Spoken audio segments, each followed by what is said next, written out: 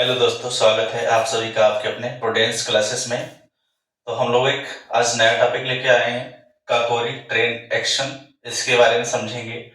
ये घटना कब घटी, इसकी पृष्ठभूमि क्या है, इसका कारण क्या है और इसके परिणाम क्या हुए। तो इसकी पृष्ठभूमि है हिंदुस्तान रिपब्लिकन एसोसिएशन, जिसको हम शॉर्टकट में HRA बोलते हैं, हिंदुस्तान रिपब्लिकन एसोसिएशन। ठीक है। तो इसकी शुरुआत कैसे होती है, तो इसको जानने से पहले हमें जानना पड़ेगा 1920 के असहयोग आंदोलन को, जिसको महात्मा गांधी ने शुरू किया था। तो 1920 में महात्मा गांधी ने असहयोग आंदोलन शुरू किया था, जिसका तात्पर्य था कि ब्रिटिशर्स का किसी भी तरीके से सहयोग नहीं किया जाएगा जिससे उनको लाभ हो। ठीक है, तो इसलिए इसका नाम पड़ा असहयोग आंदोलन। अब ये चला लगभग 2 साल तक, यानी ये लंबे समय तक आंदोलन चला, 1922 तक चला। और 1922 में ही एक महत्वपूर्ण घटना घट जाती है, जिसको हम चौरा चौरी कांड के नाम से जानते हैं, जो एक उत्तर प्रदेश का जगह है। ये चौरा चौरी कांड शांतिपूर्ण आंदोलन कर रहे थे, वो क्या बोलते हैं, असहयोग आंदोलन कर रहे थे आंदोलनकारी, और ये शांतिपूर्ण तरीके से हो रहा था। लेकिन ब्रिटिश अधिकारियों ने आदेश देकर 3 आंदोलनकारियों की गोलीबारी में मौत हो गई। जब ब्रिटिश अधिकारी थे, उन्होंने आदेश दिया, गोलीबारी हुई, उसमें 3 आंदोलनकारियों का मौत हो गया। फिर वहां की गुस्साई भीड़ ने पुलिस थाने में आग लगा दी, जिससे 22 लोगों की मौत हो गई। अब 22 लोगों की मौत हो जाती है तो गांधी जी तुरंत आंदोलन को समाप्त करने का निर्णय ले लेते हैं। अब आंदोलन जैसे ही समाप्त होता है तो कांग्रेस में मतभेद हो जाता है। मतभेद किस बात का? क्योंकि ये लंबे समय तक चला था आंदोलन, तो नहीं चाहते थे कुछ लोग कि आंदोलन को रोका जाए, तत्काल इसको और चलाना चाहते थे। जबकि कुछ लोग ये पक्ष में थे कि नहीं, अब आंदोलन हिंसक हो गया है तो इसे बंद कर देना चाहिए। अब बंद हो जाने पर अब इसमें मतभेद हो गया।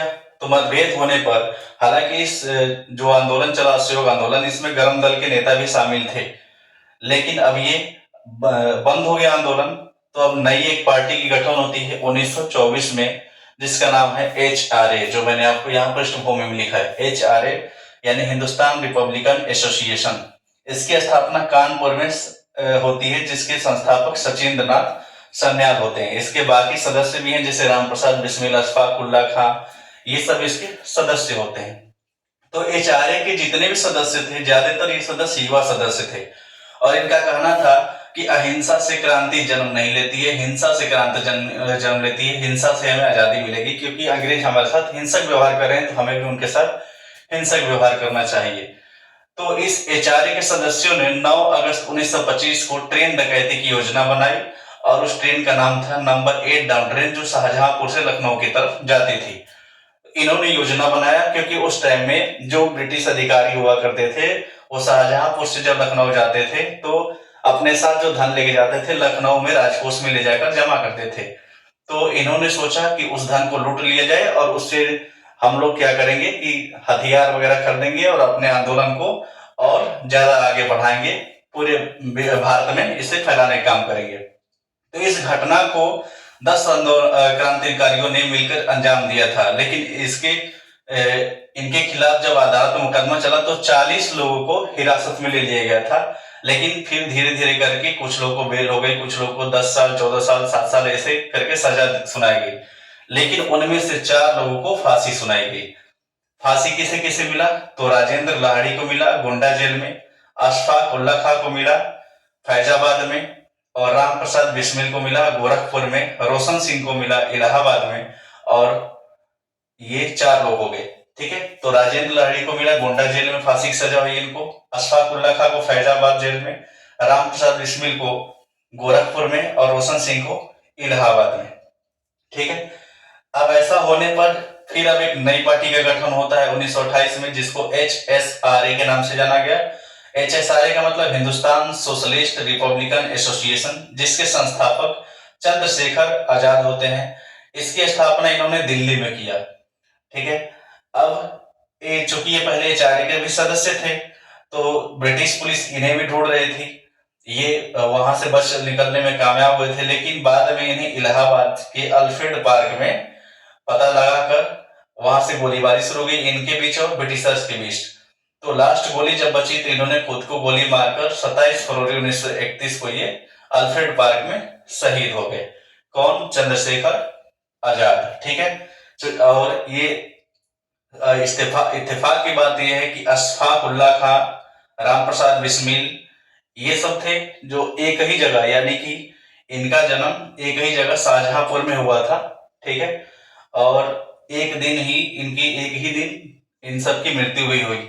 तो इत्तेफाक की ये एक बात है कि अशफाक उल्लाह खां हो गए, राम प्रसाद बिस्मिल हो गए, इनका जन्म भी एक ही स्थान पे हुआ और मृत्यु भी एक ही दिन हुई। ठीक है। तो इस तरह से हमने देखा कि ये काकोरी ट्रेन एक्शन यहाँ पर समाप्त हुआ। ठीक है।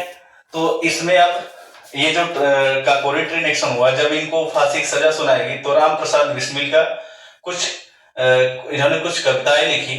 वो कविताएं जो है मैं आपको सुना रहा हूं।